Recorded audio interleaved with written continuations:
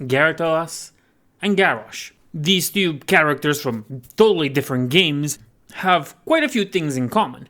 I could start with the fact that they share the same first three letters of their name, Garithos and Garrosh, which is funny that it happened twice to what's basically the same character. In a way, the same character, but not really.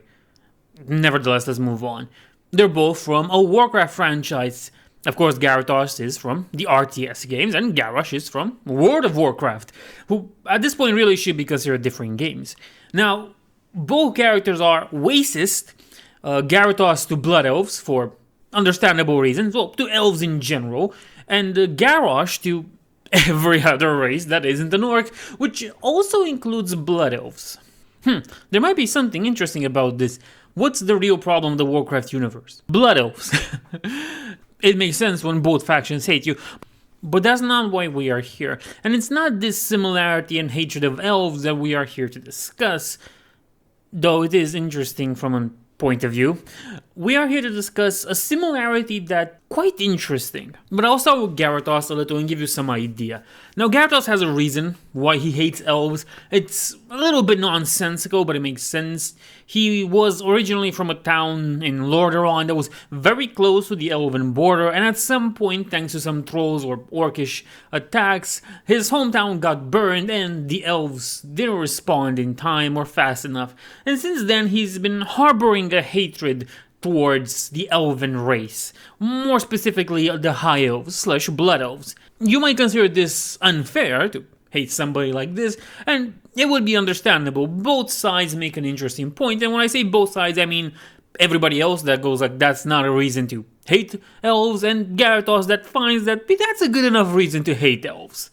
When we look at Garrosh, you can see that he hates the other races of the Horde because they are not as strong as orcs, and they will never be, and the fact that, orcs have to sacrifice whatever little they have to try and support the other races. And you might be wondering, what's the similarities here? Well, it doesn't really sit in Garrosh's story per se, what he does in Wrath of the Lich King, Cataclysm, Mist of Pandaria, or even Warlords of Draenor. And that's not why I made this video. I made this video because there's this little bit of Garrosh lore that's very interesting, and I think it makes the character complete. And funnily enough, it comes from the worst expansion yet, and that's Shadowlands. More exactly, the Chains of Domination.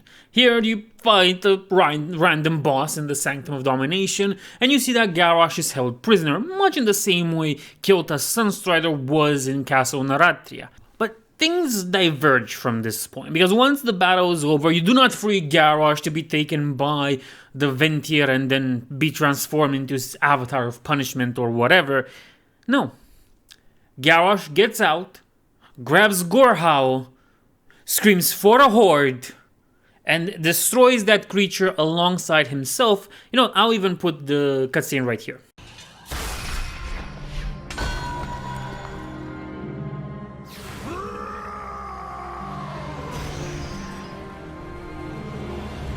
They said I must answer for my crimes, repent for my sins. But every choice I made, I would proudly make again. You will submit. I submit to no one! Not you! Not the jailer! And not that coward thrall! For the Horde!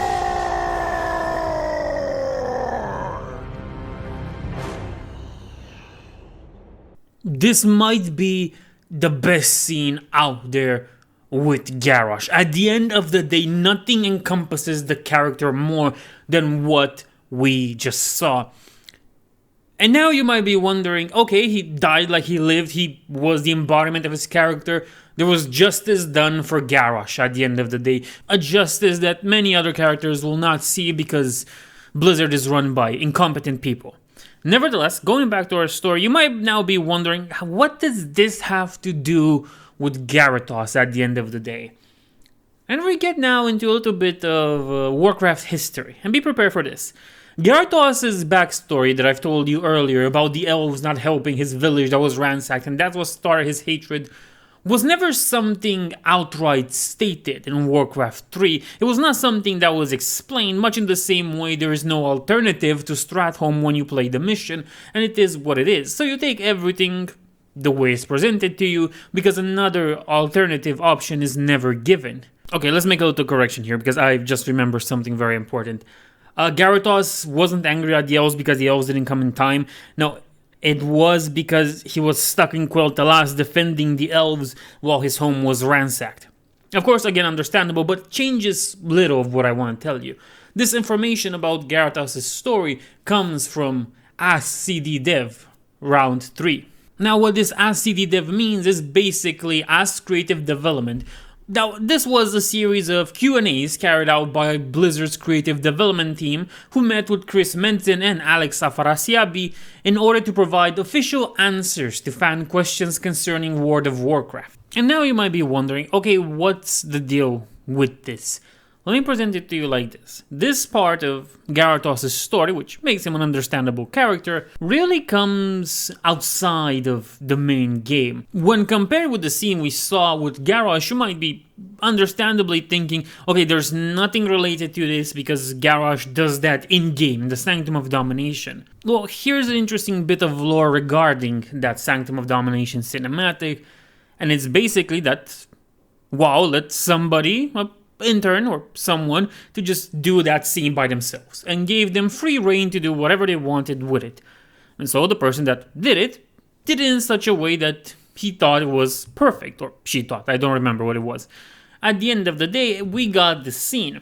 So my connection is simple, is the fact that people that were not main designers of the game got to build up the lore of these two characters. And you might think, well, that's kind of a dumb idea. But sure, I guess it makes sense in a way. Yeah, sure, they're connected by the fact that two people that were not in charge made this lore about them. But that's it, right? That is boring. No, it's not. Because when you look at their characters, at Garithos, who they slander, and at Garrosh, who they also slander, you will find that, well, they represent something interesting. When you go back to the drawing board and you move back in years, you realize both characters represent Warcraft 1, Orcs against Humans, and Warcraft 2. I won't lie, it's also Warcraft 2. And because they represent the ideal variant of the Alliance and the Horde. Though in Garithos' case, the hatred is a little bit misplaced. It should be more on the trolls and orcs rather than elves, but whatever. Both of these characters are just a different head on the same coin, and I like the way that both of these characters can be used to tell a story about the racial conflict between the two factions.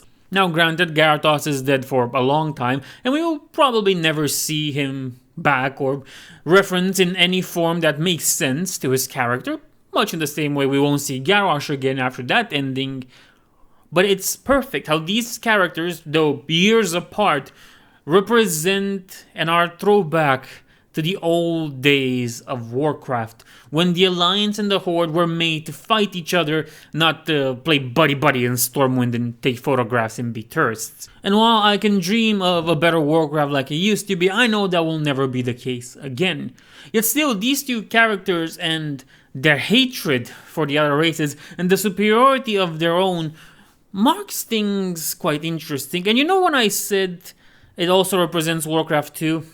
Yeah, I'm wrong about that one. It's pure Warcraft 1. Orcs versus humans. And that's amazing. That is quite an interesting way of seeing it. An orc supremacist and a human supremacist. The comparison is quite interesting, quite funny, and it makes a lot of sense. But at the end of the day, we won't be enjoying any more stories when it comes to these two characters. Garithos, we have no knowledge of whatever happened to him since Warcraft 3. I mean, he's dead, but he should be in the Shadowlands, in the Ventir place, whatever. And Garrosh is dead, but seeing how death is not that The proper ending in World of Warcraft nowadays, who knows where he might be at this point. Maybe he's in double death, double hell, who knows. But the comparison between the two is quite interesting, and this harkening back to Warcraft 1 will always be amazing. It will always have its proper place.